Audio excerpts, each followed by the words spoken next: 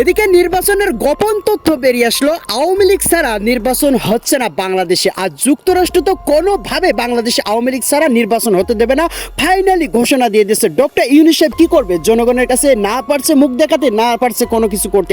অন্যদিকে বিএনপি কিন্তু অতি চালাকে তাঁতি নষ্ট হয়ে সেই দশায় পড়ে গেছে। চাঞ্চল্য একটা তথ্য দেখবেন, তাহলে কি হতে যাচ্ছে? আগামী নির্বাচনে কি আওয়ামী লীগ অংশগ্রহণ করছেন এবং বর্তমান বাংলাদেশের কি পরিবেশ, না টেনে সম্পূর্ণ বিস্তারিত দেখতে থাকুন। বাংলাদেশে যত নির্বাচন আওয়াজ আসছে, নির্বাচন শেষ পর্যন্ত এমন একটা সুতার উপরে দাঁড় করানো যে এটা হবে কি হবে না আলটিমেটলি একমাত্র বোধহয় আল্লাহ তাআলাই জানেন, ডক্টর ইউনূসও নিজে জানেন কিনা। ভারতের আশ্রয় থাকা শেখ হাসিনার সাথে গোপনে বৈঠক করেছেন রাশিয়ার প্রেসিডেন্ট ভ্লাদিমির পুতিন। আওয়ামী লীগবিহীন জাতীয় নির্বাচনটি অনেকেই ভেবেছিলেন বাংলাদেশের রাজনীতির জন্য এক নতুন শুরু হিসেবে। আসন্ন ত্রয়োদশ জাতীয় সংসদ নির্বাচনের সব কার্যক্রম স্থগিত চেয়ে দায়ের করা রিট উত্থাপিত না হওয়ায় তা খারিজ করে দিয়েছে হাইকোর্ট। বিচারপতি শিকদার মাহমুদ রাজি ও বিচারপতি রিয়াজউদ্দিনের হাইকোর্ট বেঞ্চ এ মন্তব্য করে। ধৈর্য লাগে, ধৈর্য মানে সবুর কা ফল মিঠা হতা হয়। আরো একটা বিজয়ের গল্প, যেরকম চিপাচাপা দিয়ে কিন্তু ঘটনা ঘটবে। আলহামদুলিল্লাহ কোনো কিছুতেই যেন আটকানো যাচ্ছে না আমাদের আজকে। আলহামদুলিল্লাহ যে ঘটনা ঘটছে, ইটস এ ক্লিয়ার মেসেজ যে তোমরা যাই করো, আমরা সুই হইয়া ঢুকবো, ফাল হইয়া বেরোবো। আওয়ামী লীগ না পারলেও জাতীয় পার্টিকে আসন্ন সংসদ নির্বাচনে অংশ নিতে বাধা দেবে না সরকার। নির্বাচন কমিশনের পক্ষ থেকে বলা হচ্ছে, জাতীয় নির্বাচন বিবেচনায় ভোটের সময় 1 ঘন্টা বাড়ানো হয়েছে বলে জানিয়েছেন নির্বাচন কমিশনার। আসসালামু আলাইকুম, জানিয়ে দেবো এই মাত্র হাতে থাকা সর্বশেষ গুরুত্বপূর্ণ সংবাদ। এত সময় শুনছিলেন সংবাদ শিরোনাম, এবার থাকছে বিস্তারিত নির্বাচন সম্পর্কে গুরুত্বপূর্ণ আপডেট, যা শুনলে অবাক হতে বাধ্য হয়ে যাবেন। যারা আওয়ামী লীগ আছেন তাদের জন্য বড় সুখবর হতে পারে আজকে নির্বাচন সম্পর্কে। যারা নতুন আছেন অবশ্যই চ্যানেলটি সাবস্ক্রাইব করে বেল আইকনটি অল করে দেবেন, তাহলে দেশের সকল আপডেট খবর, রাজনৈতিক খবরগুলো সবার আগে এক ভিডিওর মাধ্যমে আপনি প্রথমে দেখবেন। দর্শক, রাজনৈতিক বিশ্লেষকরা এই বিষয়ের উপর ভিত্তি করে কি বলতেছে সেটা কিন্তু দেখবো। শুরুর অংশ দেখেই কিন্তু বুঝতে পেরেছেন, তার পরবর্তীতে মূল টপিকটি দেখবো, তারপর বিদায় নেব। কথা না বাড়িয়ে চলুন লাইক দিয়ে একের পর এক ধারাবাহিকভাবে আজকের সকল আলোচিত খবরগুলো দেখে আসি। গোটা দেশ শোকাহত, হাদির হত্যাকাণ্ড, হাদির দাফন, তার আগে বিশাল জানাজা এবং এখন নানা রকমের দাবি, সেই প্রসঙ্গে আমি পরে কথা বলি। এবং এর মধ্যেই বেশ কিছু অনভিপ্রেত অনাকাঙ্ক্ষিত ঘটনা, যা গণতন্ত্রকে যে মাত্রাই থাকুন কেন ভীষণভাবে আঘাত করেছে। জাতি হিসেবে আমি মনে হয় যে আমাদের লজ্জা পাবার কথা, যদিও কতটা লজ্জা আছে সেটা নিয়ে প্রশ্ন তুলবার সুযোগ আছে। তার আগে একটু বলে রাখি যে আমি কেউ প্রশ্ন করতে পারেন যে গত 2-3 দিন আমি কেন কথা বলি। অনেক রকমের কারণ। একটা হচ্ছে যে আমি যেহেতু অনেক কাজের সঙ্গে যুক্ত, সব সময় প্রয়োজন থাকলেও দরকার হলেও সব কাজ করা সম্ভব হয় না। দ্বিতীয়ত হচ্ছে যে আমার যারা টেলিভিশন অনুষ্ঠান দেখেন, আমি ওই অনুষ্ঠানে বা অন্যান্য জায়গায়ও সাক্ষাৎকার দিতে গিয়ে বহুবার বলেছি যে আমি ওয়ান ডে ম্যাচ খেলতে নামিনি, ওই দক্ষতা নেই। আমি বরং ক্রিকেটে যেমন টেস্ট প্লেয়ার যেরকম তাদের মতো আমি লম্বা ইনিংস খেলবার জন্যে কাজ করছি, অর্থাৎ লম্বা ইনিংস, এবং যেটা ইতিমধ্যেই অনেকভাবে প্রমাণিত যে টিকে থাকাটা খুব জরুরি।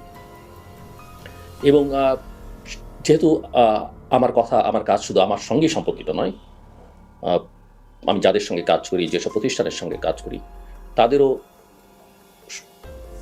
বিষয় বিবেচনা আছে, নানান ইকুয়েশন আছে, তাদের সঙ্গে সম্পর্কিত, তাদের দিকটাও আমাকে দেখতে হয়।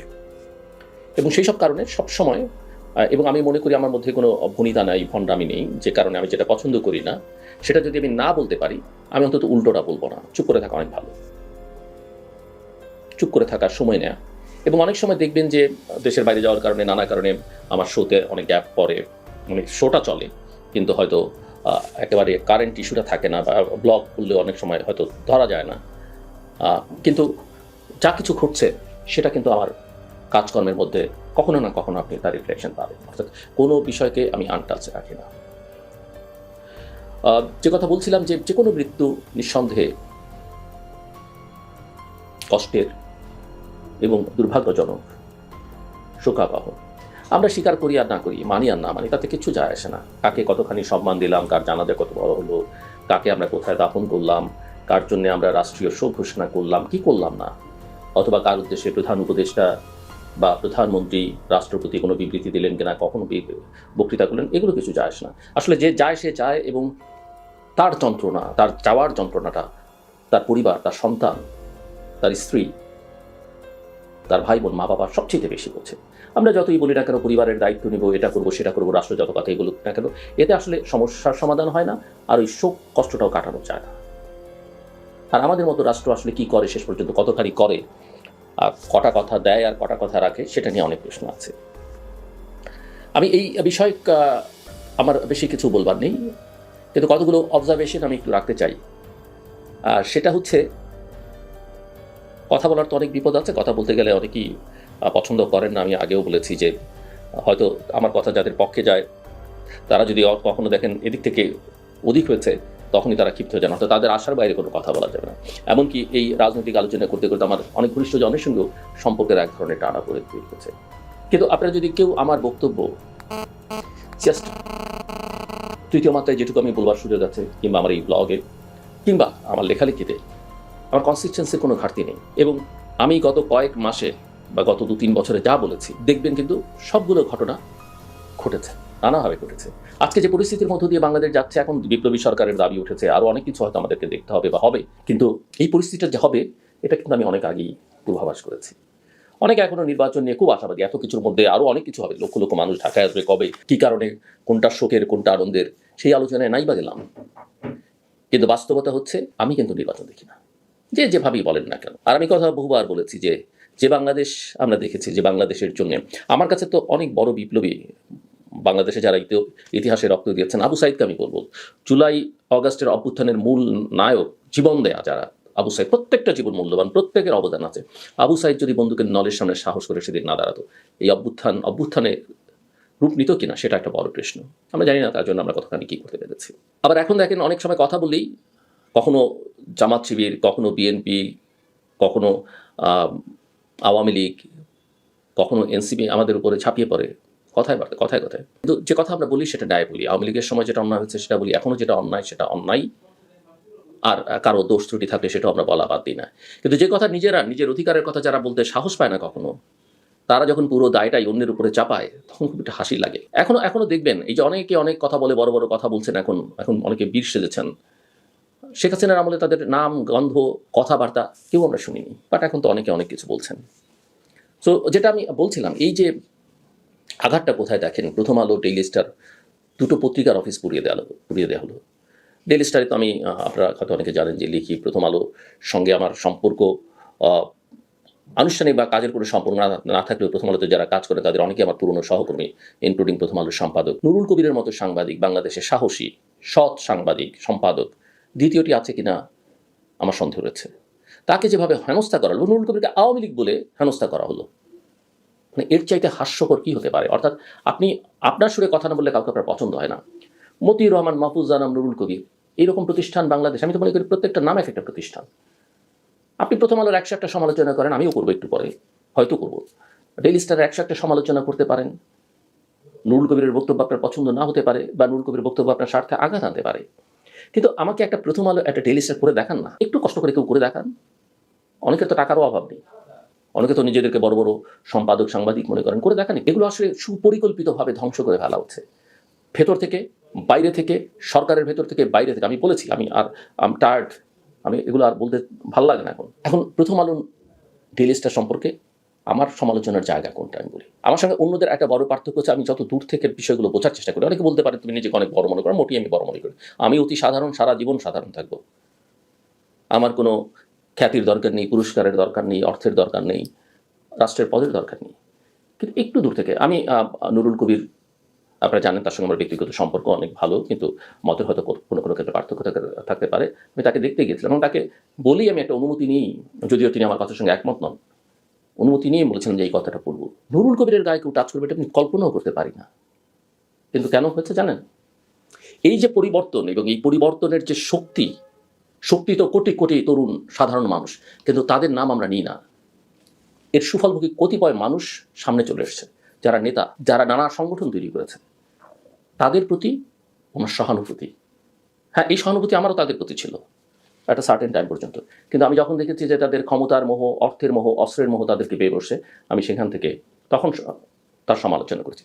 যখন ওই হ্যামিলনের বংশীবাদক, গণজাগরণ মঞ্চ সারা দেশ ছুটেছে, আমি তাদের পেছনে ছুটে ছিলাম, তখন তাদের ব্যাপারে ক্রিটিক্যাল ছিলাম, এবং সে কারণে আমাকে তখন বলা হতো চ্যানেলের মধ্যরাতের রাজাকার। কিন্তু কোথায় গণজাগরণ মঞ্চ? সো আমি এদের ব্যাপারে খুবই সমালোচনা মুখর ছিলাম, এবং আমি মনে করি না এরা সারা দেশের ছাত্রদের প্রতিনিধিত্ব করে, সারা দেশের তরুণ যুবকদের প্রতিনিধিত্ব করে। কবির ভাইয়ের সঙ্গে আমার পার্থক্যটা ওই জায়গায়। উনি মনে করেছেন যে না, এদের সমালোচনা একটু কম করা যায়। একই অবস্থা প্রথম আলো, ডেইলি স্টারেরও। বিশেষ করে প্রথম আলো তো আপনি অনেকে ফেসবুকে পোস্ট দিলেও সেটা চেপে দিয়েছেন, এত ভালোবাসা। আমি বিশ্বাস করি যে প্রথম আলো বুঝতে না পারার কোনো কথা নেই, কারণ প্রথম আলোর সম্পাদক যিনি মতিউর রহমান, তাকে আমি দীর্ঘকাল চিনি, একসঙ্গে কাজ করেছি, বড় ভাইয়ের মতো। অনেক মতভিন্নতা, মত পার্থক্য, ত্যক্ততা, তিক্ততা আমাদের মধ্যে হয়েছে, কিন্তু আমি মনে করি এরকম পরিশ্রমী মেধাবী সম্পাদক বাংলাদেশে খুব কম আছে। কিন্তু তিনি জানেন কোন লোকটা কে, কেমন, তার লক্ষ্য কি, তার আদর্শ কি, তার বক্তব্য কি। কিন্তু তাদেরকে প্রথম আলো কত অভ্যুত্থানের পর থেকে কম প্রমোট করেনি। এই যে একটা ধারা বাংলাদেশে তৈরি হয়েছে, এই ধারা প্রমোট করার দায়িত্ব তাদেরকে কম বেশি নিতে হবে। হ্যাঁ, আপনি গণমাধ্যমে সবার মত থাকতে হবে, আপনি সবার মত তুলে ধরবেন, কিন্তু দেশের জনগণ তো অত্যন্ত গুরুত্বপূর্ণ, ভবিষ্যৎ অত্যন্ত গুরুত্বপূর্ণ, সেটা বোঝার ব্যাপার আছে। আমি মিস্টার নুরুল কবির, মাহফুজানা, মতিউর রহমান, তারা সব সমালোচনা করবেন, তারা প্রফেসর মোহাম্মদ ইউনূস সম্পর্কে কোনো কথা বলা যাবে না। আমি তো এবার লিখে দেখেছি যে এটা তাদের খুব তারা চান না। এটা ওই আগের আমল আমরা দেখেছি, শেখ হাসিনা সবার সমালোচনা আপনি করবেন, শেখ হাসিনার কথা বলা যাবে না, উনি খুব ভালো আর বাকি সব খারাপ। প্রথম আলো পুল্ল, ডেইলি স্টার পুল্ল, প্রফেসর মোহাম্মদ ইউনূস কী করেছেন, তার সরকার কি করেছে, কতক্ষণ পরে অ্যাকশন গেছে, আগুন লাগার কতক্ষণ পরে এই যে দুটো পত্রিকা আমাদের যে সহকর্মীরা কাজ করেছেন, যে নিদারুণ কষ্ট তারা ভোগ করেছেন, কতক্ষণ পরে ফায়ার ব্রিগেডের গাড়ি গেল। এই পত্রিকাগুলোতে যারা কাজ করেন তারা সরকারের নানা পর্যায়ে যোগাযোগ করেছেন, কতজনকে তারা পেয়েছেন হিসাব করে দেখেছেন, কতজন রেসপন্স করেছেন। আজকে অনেকে দুঃখ প্রকাশ করছেন, সরকার বিবৃতি দিচ্ছেন, আরও অনেক গুরুত্বপূর্ণ ব্যক্তিরা বিবৃতি দিচ্ছেন, এবং তারা কিন্তু এই মবকে বলেছেন এটা প্রেশার গ্রুপ, এরা সাফার করেছে, কাজে এদের এই অধিকার আছে। আমি এগুলো নিয়ে খুব বেশি কথা বলতে চাই না। আমি শুনেছি যে উপদেষ্টা পরিষদের একটা বৈঠক হয়েছে, সেই উপদেষ্টা পরিষদের বৈঠকে এই ঘটনার পর সবচেয়ে গুরুত্বপূর্ণ যাতে থাকবার কথা ওই মিটিংটাতে জরুরি, তারা সেই মিটিংয়ে ছিলেন না। আমি জানি যে প্রধান উপদেষ্টার সঙ্গে অনেকের কথাবার্তা হয়েছে, তিনি তার হতাশা প্রকাশ করছেন, কেউ তাকে সহযোগিতা করে না, এসব কথা বলছেন। কিন্তু আমি কেন সেই কথা শুনবো একজন নাগরিক হয়ে? আমি কেন এই কথা শুনবো? এই যে আজকে সরকারে যারা আছেন, সরকারের চারপাশে যারা আছেন, বিশেষ করে সরকারের ভেতরে নানা পরিচয়, এদের সিংহভাগ তো আমাদের প্রথম আলো, ডেইলি স্টার তারা তৈরি করেছে। ওই পরিচয় বাদ দিলে তাদের অনেকের পরিচয় খুঁজতেও কষ্ট লাগবে। হ্যাঁ, হয়তো তাদের আরও ডিপ রুটেড পরিচয় আছে, কিন্তু বাইরের জগতে বাহ্যিকভাবে যে পরিচয়গুলো, সেগুলো তো প্রথম আলো, ডেইলি স্টার। কি করেছেন তারা? 27 বছরে প্রথম আলো একদিনের জন্য প্রকাশিত হওয়া বন্ধ হয়নি। এই ঘটনার পরে একদিন পত্রিকাটা বেরোলো। আমি ধন্যবাদ জানাই প্রথম আলো, ডেইলি স্টার কর্তৃপক্ষকে, মালিকদেরকে, সম্পাদকদেরকে, সাংবাদিকদের, যে তারা একদিনের মাথায় ঘুরে দাঁড়িয়েছেন আমার সাহসের সঙ্গে, শক্তির সঙ্গে। তারা কারোর কাছে মাথা নোয়াননি। আপনার ভালো না লাগলেই আপনি একটাকে ট্যাগ দিয়ে দিলেন স্বৈরাচারের, ফ্যাসিস্টের দালাল, ওই দেশের দোসর। কোথায় গিয়ে ঠেকছে দেখেন, অনেক গুরুত্বপূর্ণ ইস্যু কিন্তু মারা পড়ে যাচ্ছে। নিঃসন্দেহে প্রতিটা ঘটনা গুরুত্বপূর্ণ। আজকে শুধু প্রথম আলো নয়, ডেইলি স্টার নয়, এই যে একজন কূটনীতিকের বাসায় হামলা হলো, আমরা কি জোর করে কারোর সঙ্গে সংঘাতে লিপ্ত হতে চাই? এই যে একটা, যে দেশের নাগরিক, মানে যে ধর্মেরই হন না কেন, যে বর্ণেরই হন না কেন, এমনকি তিনি যদি অপরাধও করে থাকেন, করেছেন কিনা, কতখানি করেছেন, সেগুলো নানা একটা মানুষকে আপনি মেরে গাছে ঝুলিয়ে পুড়িয়ে দিয়েছেন, আবার তারপরে ধর্মীয় স্লোগানও দিচ্ছেন। আমার ধর্ম কি সেটা বলে, অনুমোদন দেয়? আমি তো প্রশ্ন রাখতে চাই। আপনি বাংলাদেশের সমস্ত কালচারাল যা কিছু আমাদের ইতিহাস, ঐতিহ্য, আমি সেগুলোতে সবসময় খুব একটা যাইও না, সবসময় যাওয়াই হয় না, বা তাদের সঙ্গে আমার এমন কোনো সখ্যতারও বিষয় নেই, কিন্তু এগুলো তো বাংলাদেশের ইতিহাস, ঐতিহ্য, সংস্কৃতির সঙ্গে যুক্ত। আপনি এই প্রতিষ্ঠানগুলোকে ধ্বংস করে ফেলছেন। আজকে নির্বাচনের অফিসে আগুন লাগছে, এখানে ওগুলো বিদ্ধ হচ্ছে, ওখানে ওকে মেরে ফেলা হচ্ছে, নানা কাজে। কোথায় আমরা যাচ্ছি আসলে? এখনো অনেকে ডাকছেন যে নির্বাচন হবে। যখন বলি আমি নির্বাচন দেখি না, কিন্তু আমার থেকে নির্বাচন বেশি কিছু চায় না, অন্তত মুখে বলেন আমি নির্বাচন চাই, ভালো নির্বাচন চাই, বাংলাদেশের জন্য নির্বাচনটা খুব জরুরি। তো আজকে বোঝেন, আমি যখন বলেছিলাম যে ফেব্রুয়ারি মাস নির্বাচনটা, ডিসেম্বরতে যখন ফেব্রুয়ারিতে নিয়ে যাওয়া হচ্ছে, সেদিনই আসলে বিএনপি, আমি বলেছিলাম যে ট্র্যাক্ট এবং তার নেতা ভালনারেবল। অপেক্ষা করেন কোথায় গিয়ে দাঁড়ায়, দেখেন কি হয়। এখন নির্বাচন নিয়ে কথা বলি, আবার অনেক জ্ঞানীগুণী ব্যক্তি আমার কথাকে কোনো পত্রিকা কাট করে প্রকাশ করে, সেটাকে নিয়ে আবার আমাকে নিয়ে নেতিবাচক প্রভাব দেন। আমার অত্যন্ত ঘনিষ্ঠজন তারা, আমি টু শব্দ করি না, দিয়ে যাচ্ছেন, প্রমাণ করবে ভবিষ্যৎ যে কি হচ্ছে। এগুলো বুঝতে খুব বেশি মানে রকেট সায়েন্স সম্পর্কে জ্ঞান থাকার দরকার নাই। বাংলাদেশ একটা বড় খেলার মধ্যে পড়ে গেছে, এর মধ্যে অনেক প্লেয়ার যুক্ত হয়ে গেছে, জাতীয়, আঞ্চলিক এবং আন্তর্জাতিক, বৈশ্বিক। এখান থেকে বের হওয়া বাংলাদেশের কঠিন, এবং এর দায় বাংলাদেশের সব বড় বড় শক্তিগুলোর, যারা আসলে যাদের যা বোঝার দরকার ছিল, যাদের যা করার দরকার ছিল, তারা সেটা করেননি। বরং সাপ নিয়ে খেললে কি হয় জানেন? আমরা সবাই জানি, সাপ এক সময় অধিকাংশ যারা সাপুরে, তারা কিন্তু সাপের দংশনই মারা যায়। আজকে অনেকে দেখছি এক একটা ঘটনা ঘটছে, এবং তারপরে আবার বড় বড় বক্তৃতা দিচ্ছেন, বিবৃতি দিচ্ছেন, কাউকে কেউ উদ্ধার করছেন। আমি তো বলি যে এরা সবাই সর্প হয়ে দংশন করে, ওঝা হয়ে ঝাড়ে।